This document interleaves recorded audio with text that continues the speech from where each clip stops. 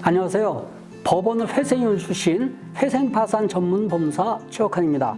오늘은 개인회생 신청 자격 중 수입, 실제 사례와 함께 급여 소득자 중 일용직 근로자 중심으로 알아보겠습니다. 먼저 사례를 한번 살펴보겠습니다.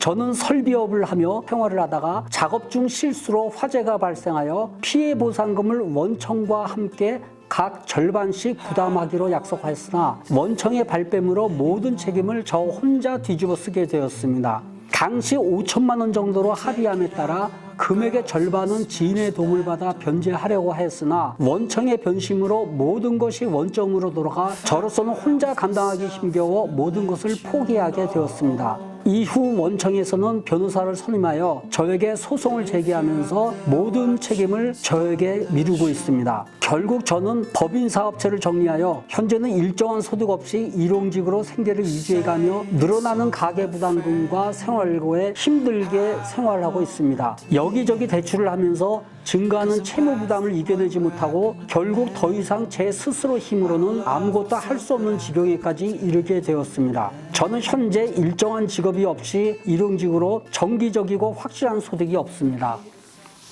사례자와 같은 경우에도 사실은 소득 이게 지금 증빙이 안 되죠. 소명할 수가 없다면 개인회생 신청 자체가 상당히 힘들어집니다. 그런데 급여 소득 같은 경우에 급여 소득자다 하면은 급여나 연금 당연히 포함되겠습니다. 그런데 이와 유사한 정기적이고 확실한 수입을 얻을 가능성이 있는 이런 개인이라면은 개인회생 신청을 할 수 있거든요. 오늘 사례와 같은 일용직 근로자의 경우 일정한 작업 현장에서 정기적인 고용 계약을 맺고 또 그것이 향후에도 계속 지속될 가능성이 있는 확실한 경우 이건 당연히 개인회생 신청을 할 수가 있겠습니다. 그런데 이와 달리 부정기적으로 불특정한 작업 장소에서 매일 일당을 받고 일하기 때문에 월별 작업 일수 이 자체를 특정하기 어려운 경우도 있을 수 있겠죠. 반복적으로 확실한 수입을 얻을 가능성이 있다고 소명하기가 어려운 경우, 그럼 이런 경우는 어떻게 해야 될까요? 과연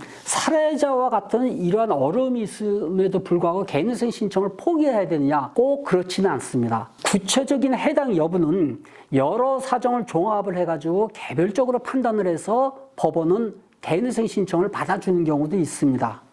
오늘은 개인회생 신청 자격으로서의 정기적이고 확실한 수입을 얻을 가능성이 있는 경우, 그 중에서 일용직 근로자에 대해서 알아봤습니다. 오늘 사례와 같이 일용직 근로자의 경우에는 원칙적으로 정기적인 고용계약을 맺을 경우에는 당연히 개인회생을 신청을 할 수 있고요. 계속적으로 반복적으로 확실한 수입을 얻을 가능성이 없는 경우일지라도 구체적인 해당 여부, 이것은 여러 사정을 종합해서 개인회생을 신청을 할 수 있습니다. 오늘 최옥환 법무사의 회생TV는 여기서 마무리하겠습니다. 다음번에도 더 재미있고 유익한 콘텐츠로 찾아뵐 테니까요. 오늘 제 영상이 좋으셨다면 구독과 좋아요 눌러주시고 많은 응원의 댓글 부탁드립니다. 다음 영상에서 뵙겠습니다. 여러분 안녕히 계세요.